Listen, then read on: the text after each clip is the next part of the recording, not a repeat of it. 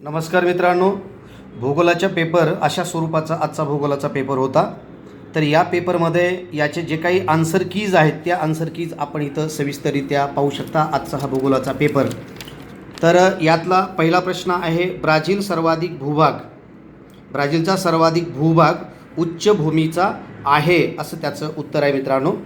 त्यानंतर दुसरा प्रश्न आपण पाहूया यामधला, तर तो आहे भारताची हवामान टिंबटिंब प्रकारचे आहे, तर मान्सून स्वरूपाचे आहे, मान्सूनच्या प्रकाराचे आहे।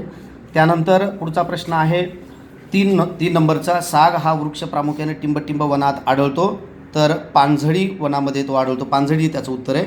4 नंबरचं उत्तर आहे, ब्राझील हा देश टिंबटिंबचा निर्यातीत अग्रेसर आहे, तर कॉफीच्या निर्यातीत आहे।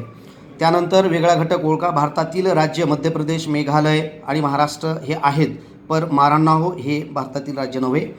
त्यानंतर भारतीय वनस्पती देवदार, अंजन, वड, तर वेगळा घटक ओळखायचा मित्रांनो, तर ऑर्किड हे त्या ठिकाणचं उत्तर आहे। ब्रिक्स संघटनेतील सदस्य देश यामध्ये सौदी अरेबिया नाही आहे, तर ब्रिक्सचे सदस्य असणारे ब्राझील आहे, चीन आहे, त्यानंतर भारतसुद्धा आहे। आता पाहूया आपण चौथा प्रश्न, क्रमांक दुसऱ्याचा चौथा, तर लोकसंख्येच्या वितरणावर परिणाम करणारे अनुकूल घटक, वेगळा शब्द म्हटलं आहे, सागरी सानिध्य, सुपीक जमीन आणि रस्त्यांची कमतरता, तर यामध्ये नवीन शहरे व नगरे हा येऊ शकतो। या प्रश्नांचं थोडंसं उत्तर आपण नंतर सुद्धा दिलं जाईल, यामध्ये कन्फ्युजन आहे।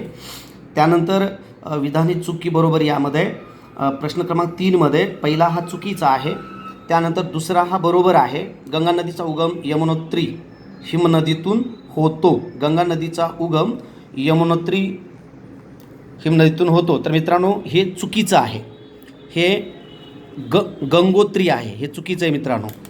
त्यानंतर ब्राझील हा देश प्रामुख्याने दक्षिण गोलार्धात आहे, बरोबर आहे। ब्राझीलच्या पश्चिम भागात दाट लोकवस्ती आहे। यमुना नदी यमुनोत्रीला उगम पावते आणि गंगा नदी गंगोत्रीला उगम पावते। त्यानंतर भारताप्रमाणेच ब्राझीलची अर्थव्यवस्थासुद्धा मिश्र स्वरूपाची आहे, हे चुकीचे। त्यानंतर जो नकाशा दिलेला आहे तुम्हाला, त्या नकाशामध्ये आपल्याला यातले काही पॉईंट्स तुम्हाला दर्शवायचे आहेत, तर हा जो नकाशा दिलेला आहे या नकाशामध्ये काही पॉईंट्स तुम्हाला इथे इंडिकेट करायचे, दर्शवायचे आहेत, म्हणजे या नकाशाचा अभ्यास करून तुम्हाला इथं खालच्या प्रश्नांची उत्तरं द्यायची आहेत। तर वरील नकाशा काय दर्शवितो? लोहमार्ग व विमानतळ दर्शवितो।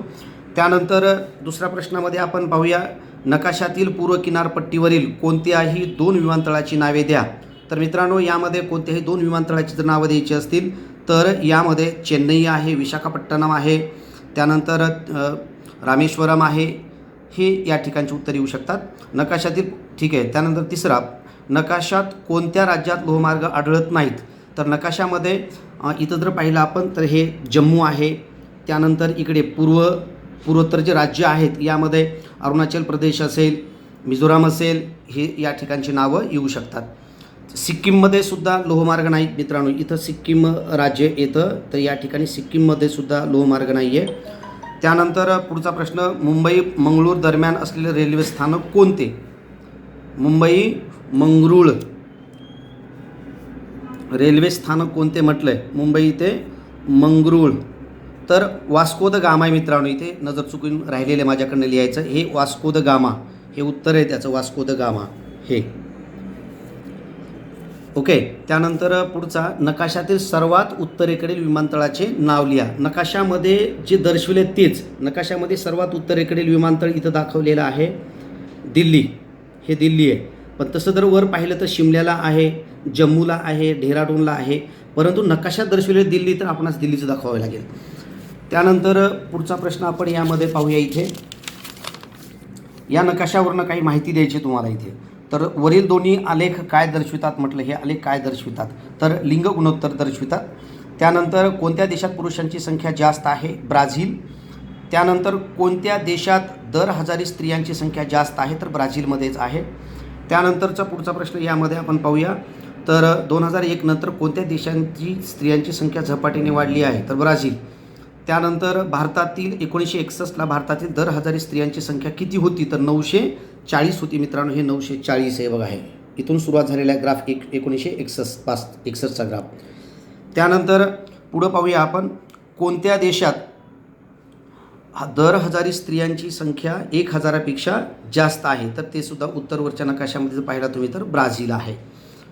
ओके, तर अशाच आणि तुम्हाला मी आवर्जून सांगितलं होतं की पहिल्या धड्यावर क्षेत्रभेटीच्या दरम्यान तुम्हाला ॲप्लिकेशन बेस्ड प्रश्न पडेल. तर हा ॲप्लिकेशन बेस्ड प्रश्न पडलेला आहे, 8 मार्काला आहे. तर यापैकी कोणतेही 2 सोडवायचे, तुम्हाला एकूण 4 आहेत. तर अशा स्वरूपामध्ये ही झाली आजची प्रश्नपत्रिका.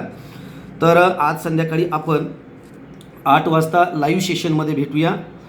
मित्रांनो, जर नवीन असाल चॅनलवर तर चॅनल सबस्क्राईब करा, व्हिडिओला लाईक करा, त्यानंतर कॉमेंट करून हा व्हिडिओ कसा वाटला ते सांगा, चॅनल कसं वाटलं ते सांगा, आपल्या मित्रांपर्यंतसुद्धा पोहोचवा. तर यानंतर आपण आजचा पेपर तुम्हा सर्वांचा झालेला आहे. खूप चांगल्या स्वरूपाचे पेपर तुम्हा सर्वांचे झालेले आहेत. मला खूप आनंद वाटतो मित्रांनो की तुम्ही खूप आनंदी असाल आणि खूप समाधान स्वरूपामध्ये तुमचे पेपर सर्वांचे झालेले असणार. तर इथून पुढं लागलीच तुम्ही उद्या संध्याकाळीपासून आपण करिअरवर गायडन्स, तुम्ही 10वी झाल्याच्या नंतर कोणत्या स्वरूपाचे कोणत्या कोर्सेसला जायचे, कोणते कोर्सेस उपलब्ध आहेत, 10वीवर कोणते आहेत, 12वीवर कोणते आहेत, कशा स्वरूपाचा अभ्यास करायचा, सिलेबस काय असतो, त्याचे सेंटर्स कुठं असतात, हे सर्व सविस्तर माहिती तुम्हाला उद्यापासूनच्या व्हिडिओमध्ये मिळणार आहे. पण तत्पूर्वी आज संध्याकाळी आपण लाईव्ह येऊन बरंच काही आपणास डिस्कशन करायचं आहे. तर आज संध्याकाळी आपण सर्वजण लाईव्हला भेटूया. तर चला मित्रांनो, थांबूया आपण. धन्यवाद.